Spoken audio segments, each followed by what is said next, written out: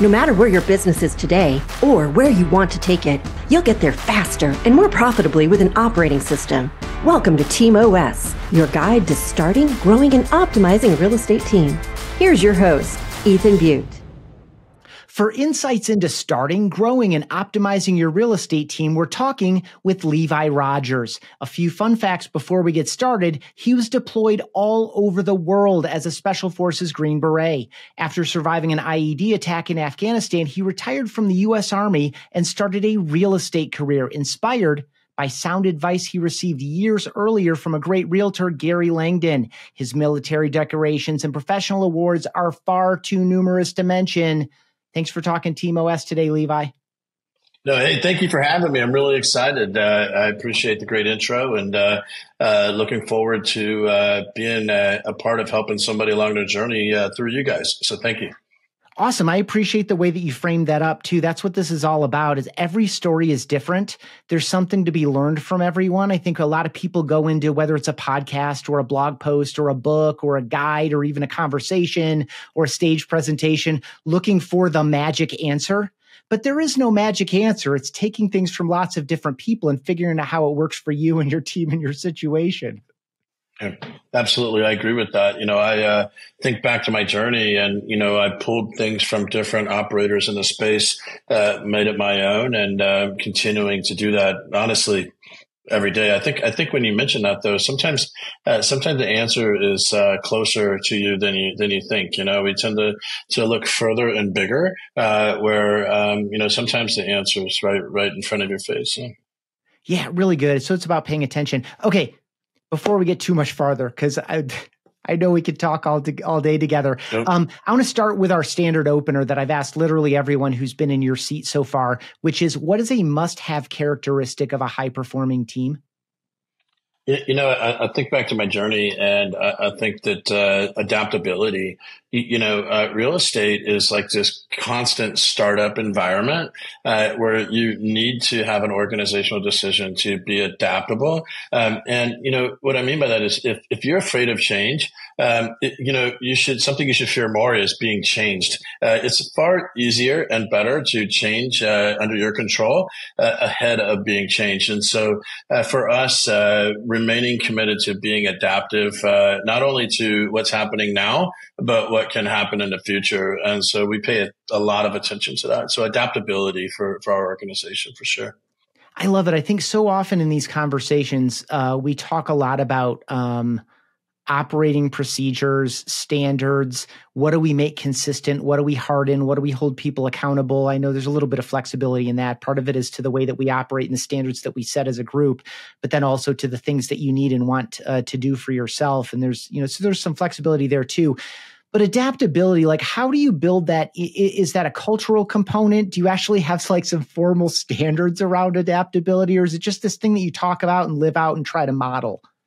Well, I think a little bit of both. I look back to I grew up professionally in the Army, and as a Green Beret, a lot of what we do is remaining nimble, flexible, adapting to the environment in which we are in.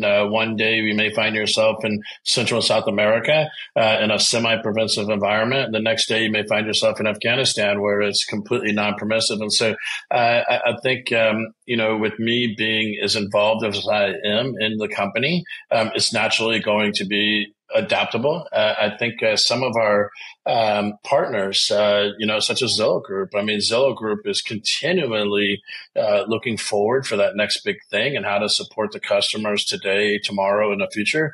And so we've just made an organizational choice that we must remain adaptive. Otherwise, people will just be more flexible than us, and they'll get the deals. They'll be able to serve the customers that we were just too set in our ways to change for. So, it's a little bit of both for sure. What did you carry from your military leadership experience into your real estate leadership experience? What really adapted well there, and maybe what did you have to change? You have one life, but essentially, two dramatically different careers within it. What carried over well, and what did you maybe have to adapt in that transition? I think that, for the military, when I think about military leadership, I think about people, and when you lead people in combat, their needs, are first and foremost. So I give the example of, when you're standing in line at the chow hall or at when it's time to eat, no leader in the military is going to eat before their troops. And so I've taken that mindset here into real estate leadership. I go to bed and I wake up every morning and say, how am I going to provide opportunities for our people, whether that be through training or through connections or what have you, or accountability. And so for me, people is a big part of why our Army and our Navy and Marines and just our military force has done so well defending our country, because there's a huge focus on the people. And so, I think that the biggest challenge for me, was, I sit back and think, we have, when you get into real estate and all is military, and you're in Military City, USA, San Antonio, Texas, you're going to attract others like you. And so one of the biggest challenges as I went into leadership militarily or in real estate was I was attracting other military leaders as well. And some of the times when they run into situations, these are men and women that would walk in a room in the military and people would stand up. And then now you're in real estate and nobody really cares about you. You know what I mean? It's like, I really don't care who you were then. What can you do for me today? And so transitioning from military culture to civilian culture and helping teach others how to adapt to that has been probably one of the biggest challenges I faced as it pertains to your question there. And so, thank you for that. It also made me think about like the salesperson where, whether it's week to week, from a goal setting and delivery standpoint, like week to week, month to month, quarter to quarter, year to year, it's kind of like, what have you done for you lately? Or in the case of an outside real estate where people aren't as independent and they're actually direct employees of, what have you done for me lately? The scoreboard resets every, whatever time period you're looking at, and no one's going to stand up for you. Except maybe at the end of the year, if you, get some award, they'll stand up for you. And then it's like, what did you do this year? What did you do this quarter? So there's a hard reset. I would love for you, for context for the rest of our conversation, to characterize your team however you'd like. How long have you been running it? Market, you already mentioned San Antonio, size, culture, the path into it, whatever you want to share about the Levi Rodgers Real Estate Group. I'd love for you to share that. I appreciate that. I think that when people think of our company, they think of a couple of things. One, Texas. Another thing, I think of Zillow, huge partners with Zillow Group since the beginning, since I was an individual agent running around in my truck. Again, people. We have right now just a little over 300 total people, agents and staff combined. And we're rapidly growing and scaling our operations throughout Texas, and just hyper committed on serving our customers that are out there, and making sure that our agents are trained and have the opportunities that they need to continue in this industry, especially during these times where it's a little more challenging than what we experienced a couple of years ago. So, very good. So you started as a solo agent, of course, like I think almost every team leader did. What was that journey like for you? Like, when did you decide I need to bring someone alongside me, maybe a part-time assistant, or maybe it was a buyer's agent or a showing assistant or something else? Like, what were the earliest stages of this transition from I'm a real estate agent and I want to do more or build more or whatever? Like, what was that like for you? What was that about? It's a great story. I'm glad you asked that. So, I got into real estate. It was kind of oblivious. I just got into real estate because I was inspired to help people as I was helped. And so, I didn't know that there was you could create a huge business out of this. And, nonetheless, I started to build a name for myself as an individual agent. I was at a RE/MAX office, and they're a great organization, treated me wonderfully while I was there.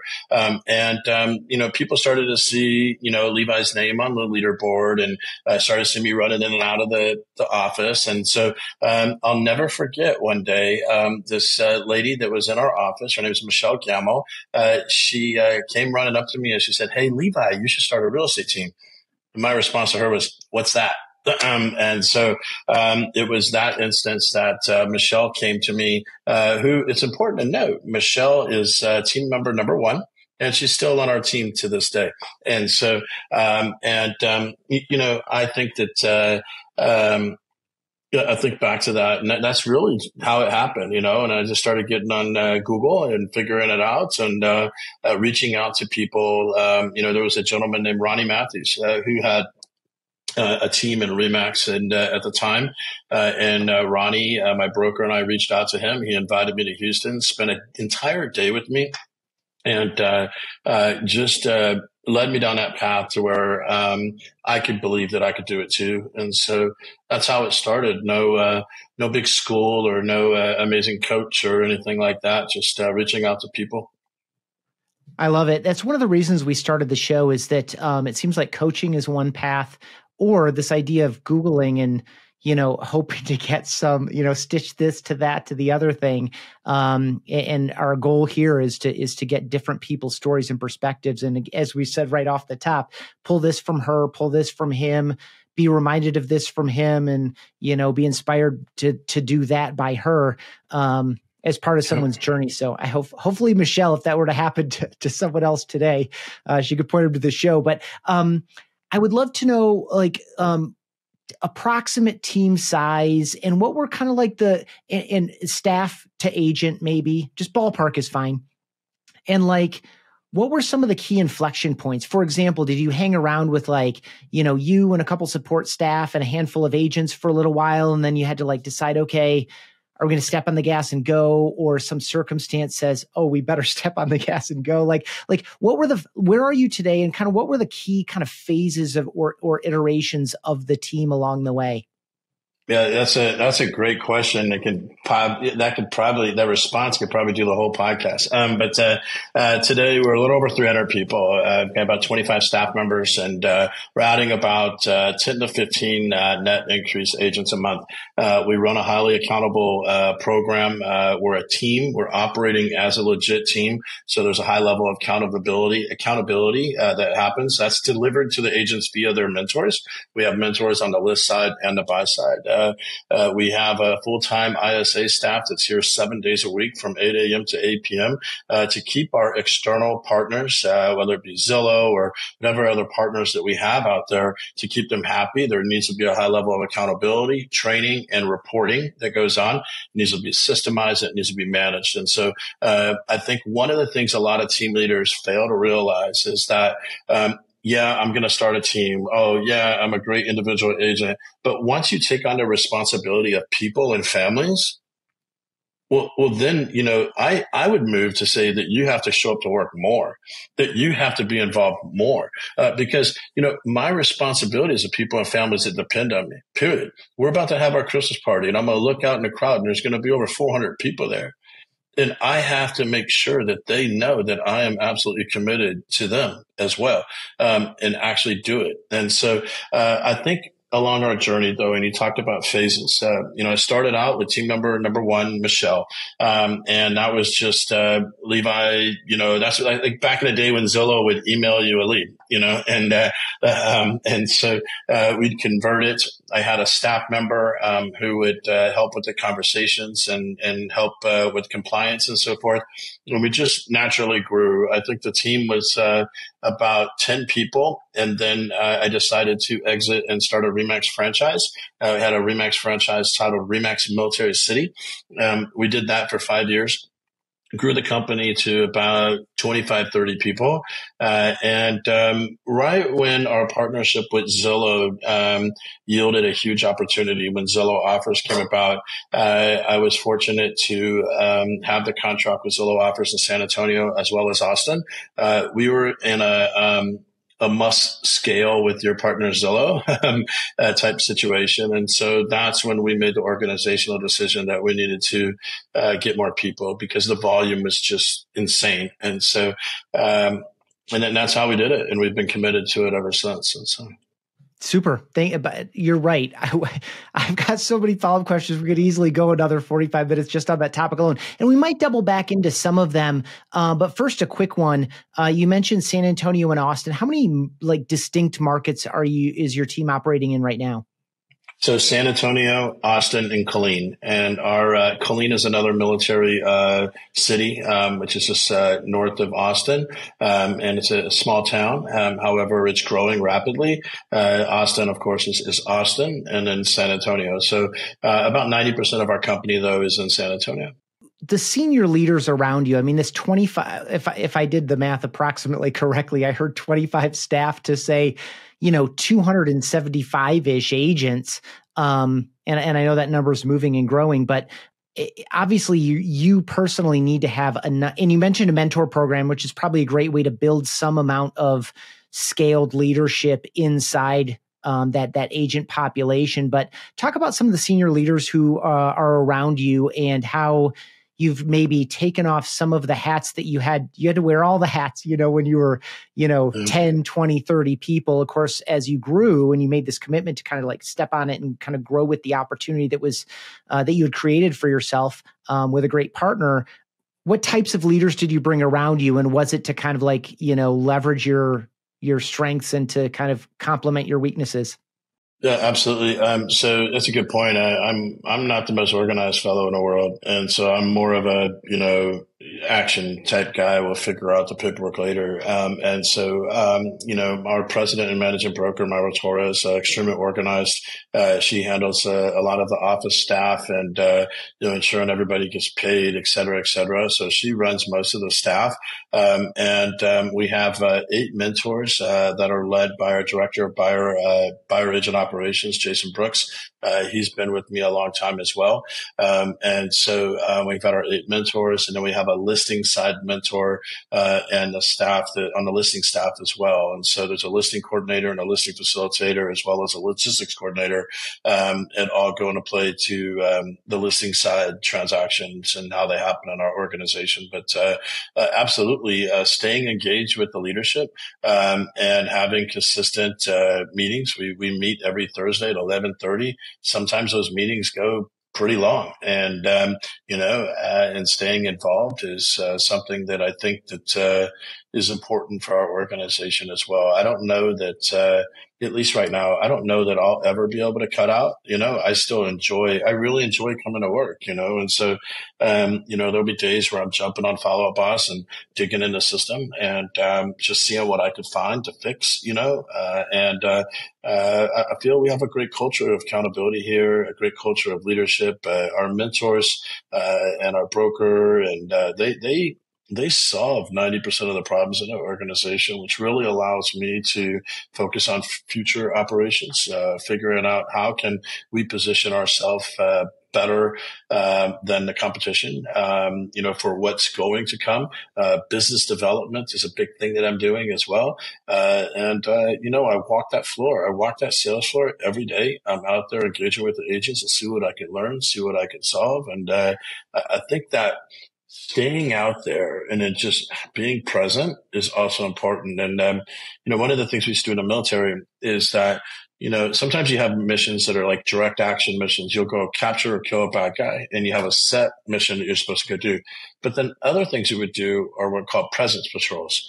And a presence patrol is, hey, we know the bad guys are in this area. Let's go drive around and see what we can stir up type thing.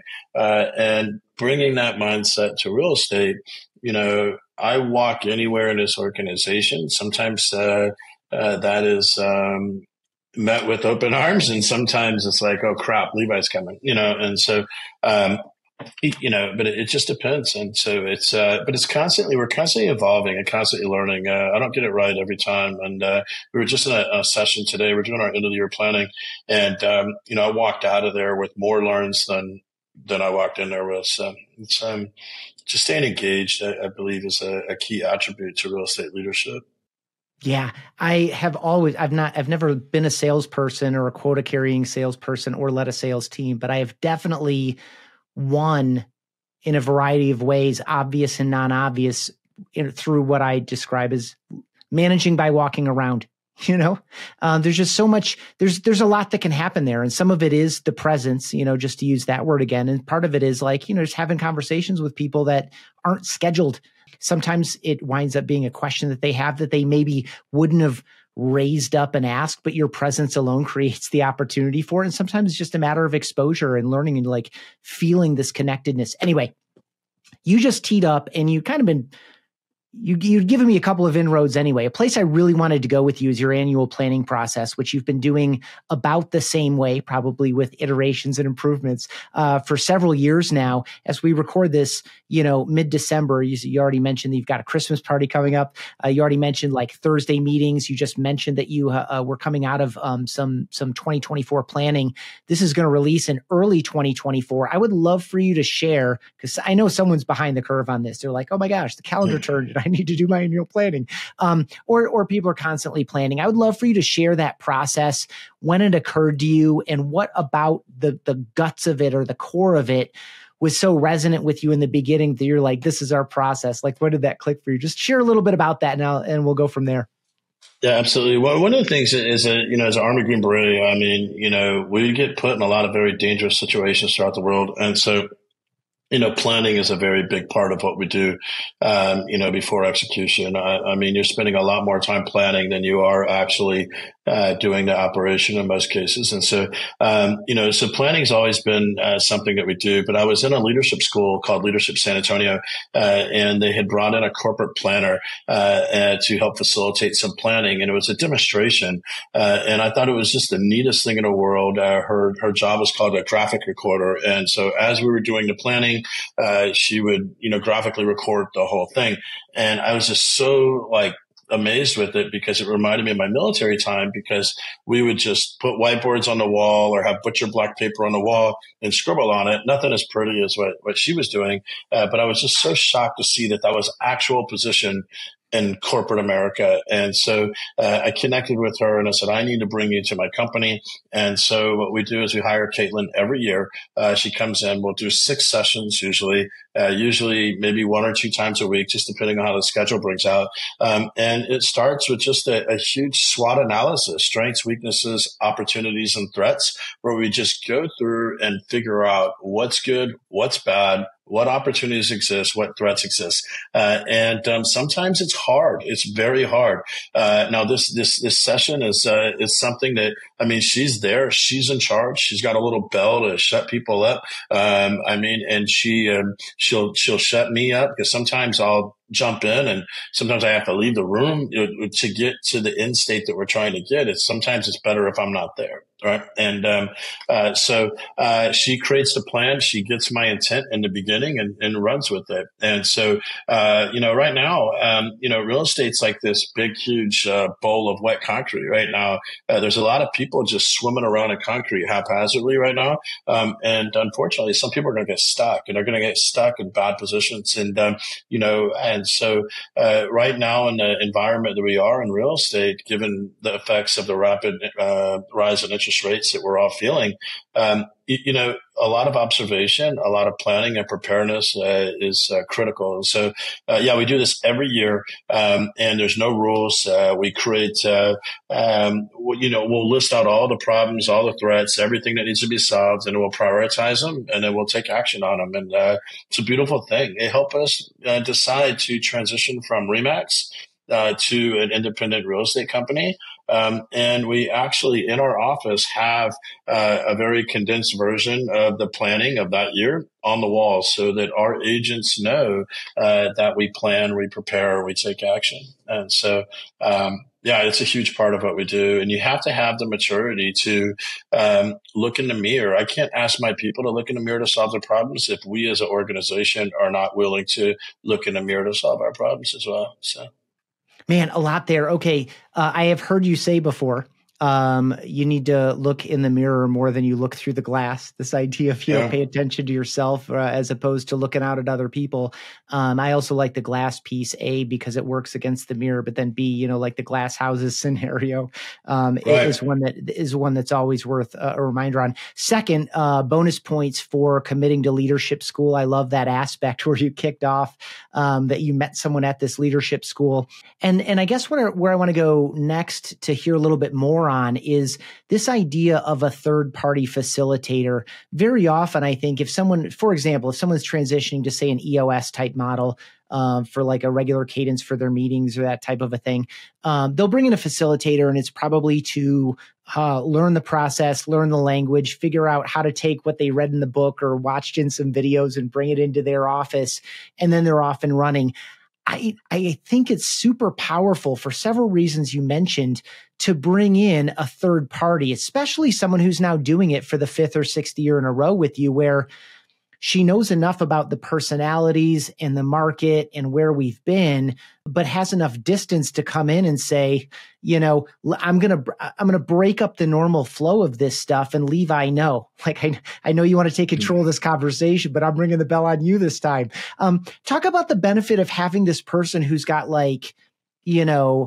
a foot and a half outside the organization and half a foot inside the organization. I don't know if that ratio is right, but, talk about the benefit of having a third party facilitator, especially for this process.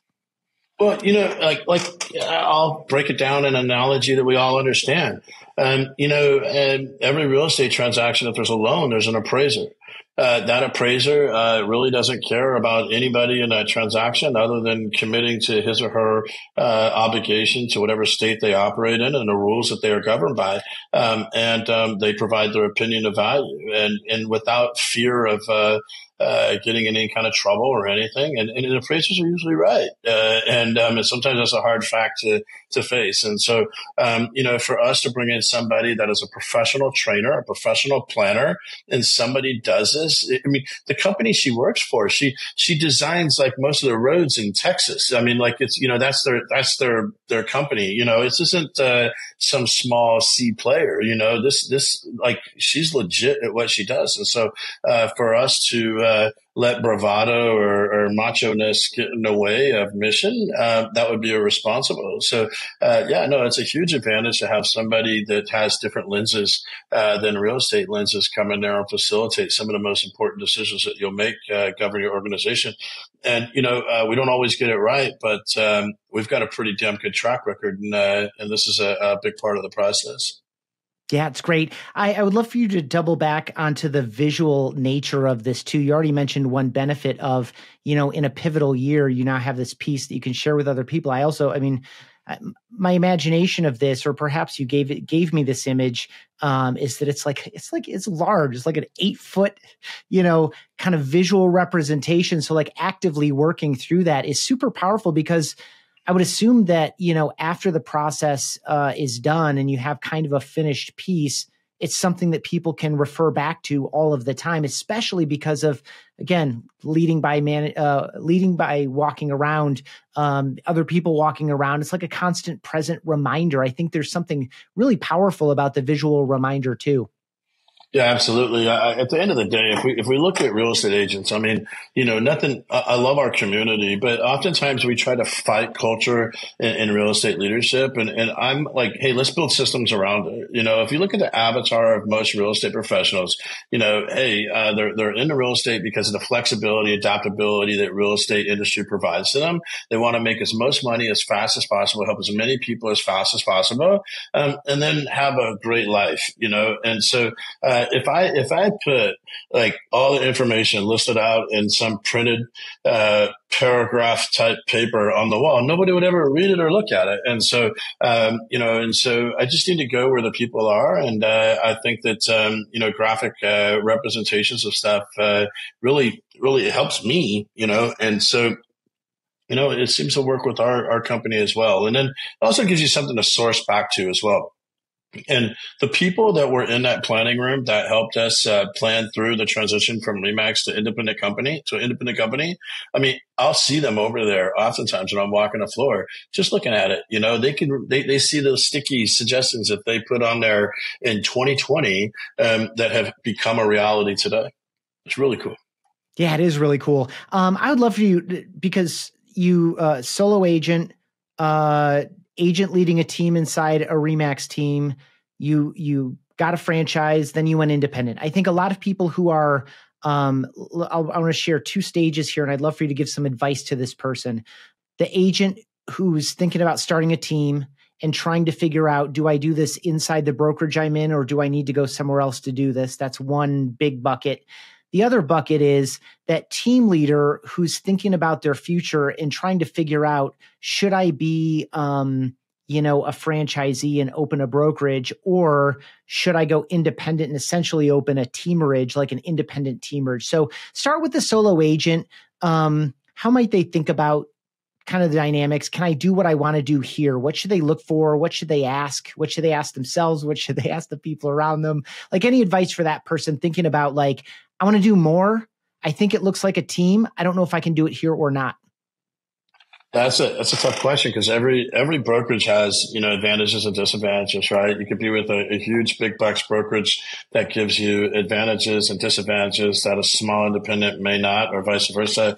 I think just really take a deep dive into what it is that you want. If you're looking at growing a team in the next year to 5 people, may just stay where you're at.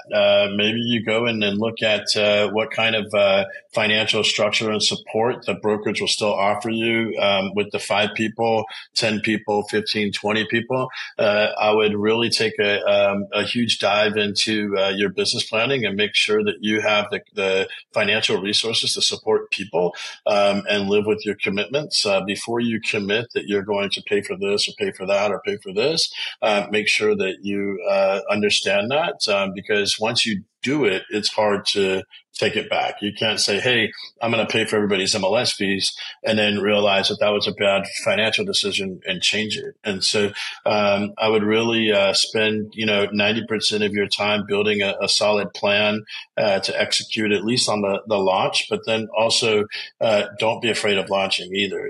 Opportunities come and go so fast in real estate. And so we lost a couple opportunities in my journey just because I didn't move fast enough. And so it's a happy balance, but you can never have enough money either, to help you get where you need to go. I think one mistake that I made when I launched the Remax franchise is I took all the cash that I had saved up as an individual agent, and I spent it to launch a Remax franchise. And I had nice tables and chairs and things of that nature. Of course, the franchise fees and so forth that came along with that. But then I didn't have any operational capital left. And it kind of slowed my growth for a while, and it kept me in production where I should have took a really super low interest loan. And it would have allowed me to focus my cash in places where cash was required. And so that was something that I learned along that way as well. What were you saving that for? Were you saving that money as a solo agent because you had this vision, or are you just a financially prudent person and you were considering any investment of any kind? Or were you saving it knowing you were going to invest in your own business?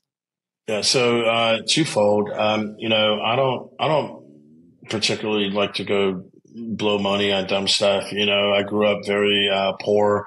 I never thought that I would have what I have today. So everything's a blessing. But once I stepped into real estate leadership, once I got, 1, 2, 3, 4, 5 people on the team, that's when I knew I didn't want to stop. And so the answer is both, to be honest with you. And so my military retirement also allowed me the flexibility to take additional risks that maybe some others didn't have. I've been very fortunate to I don't have to worry about my medical bills, and I have a consistent military income coming in. And then just to say, while I'm talking about that, the military treated me very well upon exit, and had a phenomenal transition in terms of from the government's responsibilities to me. Don't buy the hype when you hear about servicemen and women today not having opportunities. There's plenty of opportunities out there for us. So. Really good. And for folks listening who want to hear more about Levi's story, the best recording I heard of it was on the Black Rifle podcast.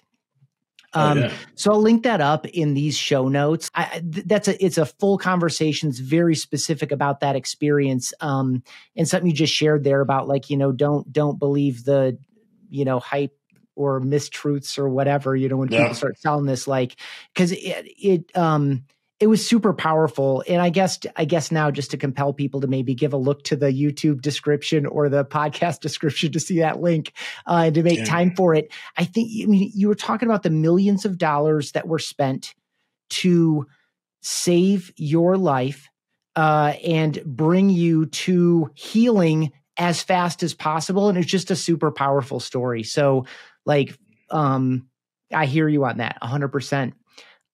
Thank you. Yeah. Remax versus independent. How did that decision go for you? How did you weigh it? I mean, it's not purely financial, but it is financial. How did you weigh that out for yourself and in your team? And what other voices were in that, by the way? I mean, I didn't even ask you that, in these planning sessions, what voices are you really looking to include in those conversations, especially when it's consequential as that? Definitely our trusted leadership, our trusted agents. One of the things I stole from Zillow Group is Zillow Group has an agent advisory board, which I've been blessed to be on for quite a while. And I've created an agent advisory board at my company. So we have our leadership team, but we also have an agent advisory board, which hits all kinds of different perspectives as well. So I want to make sure anytime I bring people into planning like this, there's certainly another NDA that gets signed, individually to that, just to protect the discussions for all. But if you could restate the question, I got a little off track on there. Yeah, how did you weigh independent versus Remax? Yeah. So for me, given, some of the partners that we're aligned with, Zillow Group being one of them, for us, it was all about being able to move with the velocity to keep up with our partners. At the time Zillow Offers was going on, there was a tremendous amount of changes happening in the marketplace. And unfortunately, given the constraints at the time, Remax treated me very well. I don't want this to be like a Remax is bad type thing. But at the time, and given the circumstances we were in, the constraints of the of the franchise model couldn't move as fast as what our partners and the market was moving. So we needed to move. And, at the end of the day, our largest source of business was needing us to do this, this, and this. And the franchise model prevented us from doing 75% of that. We had to move. And that was revealed through a SWOT analysis. I'm sure some of that was there, you maybe had seen a couple of those pieces and someone else was feeling it a different way. You'd probably had some of those conversations ongoing. But was there anything in that annual planning process that just unlocked it? Okay, it's clearer than ever. This is what we need to do. Let's do it. Or was the planning more this is an inevitability. Let's plan how we're going to do it? A little bit of both. And so one of the things I learned in the military is that we always try to, understand what the commander's intent and in essence, me. But for this, we knew we needed to make some changes. Certainly, part of it on the courses of action that we were considering was remaining with Remax and seeing if they would make some changes, et cetera, et cetera. And then also we looked at the cost of growth of where we needed to get in terms of agent count and how much that would cost in the Remax model and what I could do with that capital outside of the Remax model. And so ultimately, moving at a velocity in which our partners moved was one of them, but there was also some financial considerations as well. And at the end of the day, the most important thing is decision authority lies with me. We certainly have our broker, but I feel that I can action things quicker than I could if I was at a brokerage or if I was at a franchise. And so, because they rightfully so have to, have rules and constraints in place. So. You're doing a lot of recruiting, or someone on your team is doing a lot of recruiting, or you and someone else on your team are doing a lot of recruiting together. What is your kind of high level on your side? Like, what is your recruiting philosophy or recruiting approach? Besides what I assume is probably something like always be recruiting. And then on the other side, as you start engaging with people, what are some of the myths or misperceptions that maybe a solo agent has about the team model, and how do you speak to that? Essentially, I'm just asking for like, what are some of the objections you get? I want to see if those kind of like round up with some of them that I've heard. Yeah, I think that most problems in real estate are solved to more people, one of the challenges that team leads have is, okay, I'm going to partner with lead aggregator X. I'm going to spend all this money for these leads. I'm going to spend all this money to create the appointments. But now, do you have enough people to service that shared customer or not? And so I think recruiting people and training people is really how we have evolved, I've seen it to where when we were growing, to where I was creating more opportunities than I had people to serve them. And so that was our journey. And so we've just been hyper focused on getting as many people as possible. Now, there's an interview process for sure. I leave that up to our mentors, and our broker, our managing broker, has a process that she does as well to make sure that we're getting the right agent, and that's that. But if you haven't committed a crime and you're legal and you're willing to be coachable, we probably want you, and because I believe in people. And, I've seen countless people come in here that may have not succeeded in another brokerage for whatever reason, and their lives changed. And so I want to recruit people and, and just go from there. And so I don't buy into this concept to where you have to have sold like 500 gazillion homes in order to be on my team type stuff. Excuse me. I think that everybody deserves an opportunity if they're willing to put in the work. And so, I give you countless stories of people that have come here and done well, and some of them moved on. Some of them moved on to start their own teams, which is a beautiful thing. It's a beautiful thing. So it's and every day is a learning. With every new agent and every new person that we encounter, I get to learn something. So I meet every single person that joins our company. So every onboarding on Fridays, usually at 11 a.m., I'll go and have a conversation with the onboarding class, and it's something that's of huge importance to me. So I assume you're hiring new agents, people from other industries. Are you also hiring some experienced agents, or no? Oh, yeah. What's interesting about the market did is we're getting a lot more experienced agents into the team ecosystem. Honestly, a lot of team leads out there, they feel the pressure of existing agents with their own books of business don't want to come to a team because it may be compensation structure or maybe some limitations in what they could do individually as a brand. This is where that adaptability and flexibility comes into play, because the independent brokerage, if I need to shift, I can shift, and so I think that, so that becomes important there. But we're starting to see, because of the market, agents that maybe did 15 deals last year are struggling to do 5 this year. And so now they're looking towards teams, because we have the systems in place to make the phone ring, to set that appointment, to coach to where the market is today and where it's going. I'm partnered with Zillow. I have the unique competitive advantage to learn from Zillow, often. And so, I share that with our people, so we're starting to see more experienced agents come into the team, across the board. My friends that are large team owners as well, they're starting to see that too. So. That's awesome. One conversation we've had on this show, if anyone watching or listening really enjoyed what Levi shared there, I talk quite a bit with Chris Lindahl up in the Twin Cities area on a similar theme and topic, like the power of the team, especially in this market, and how it's attracting all kinds of folks. Levi, this is awesome. I got a bunch more follow-up questions, but I don't have a bunch more time. So I would love to have you share with us. I've got a few fun, quick questions, and you can pick one or the other. One of them is, what is your very favorite team besides the Levi Rodgers Real Estate Group, or what is the best team you've ever been on? Okay. All right. So, I'll do one in real estate. My favorite real estate team, aside from ours, of course, I'm biased, would be the Delhoun team, out of St. Louis, Missouri. Matt Delhoun, that man runs a great organization, has taught me a lot along this journey. And so that's definitely my favorite real estate team aside from mine. In terms of sports teams, I'm a Spurs fan.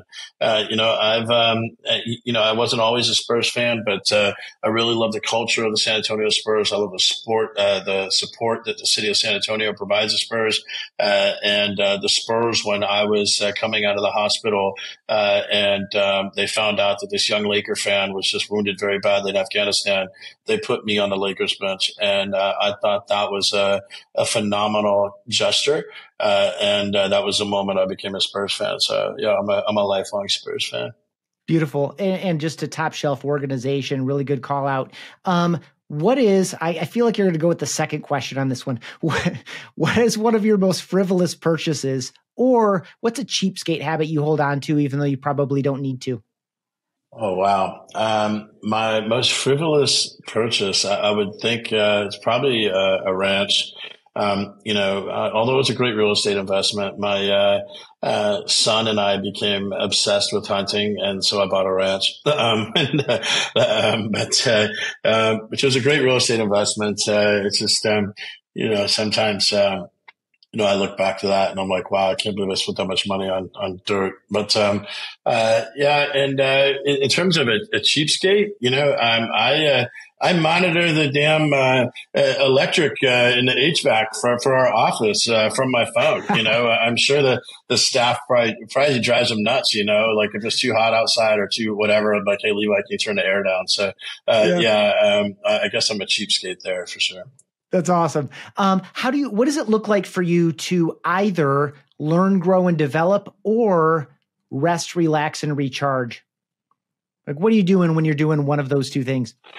Yeah, if I'm relaxing, and recharging, I'm out at the ranch. I'm out there just working. I put myself in an environment where the cell phone's not working, and I'm just out there, usually with my youngest son, Owen, and we're just out there in nature, just doing our thing. Sometimes hunting, sometimes running around on ATVs, or sometimes just doing the work that the ranch requires. And I really love it out there. And my people around me have told me when I come back, I'm like it's a different person every time I come back from the ranch. So going to the ranch. This is sounding less and less frivolous as you go, between family time, allowing you to really unwind and relax, and the real estate investment. That's great. I love it. Levi, for folks who've made it here, we're over 45 minutes. They may want to learn more about you, about what you're doing with your team. Where would you send people that want to learn more about you and your real estate business? Yeah, you can just follow me on Facebook or hit me up on Facebook. It's just on my personal Facebook. And then, we have a website, lrgrealty.com. You can go there.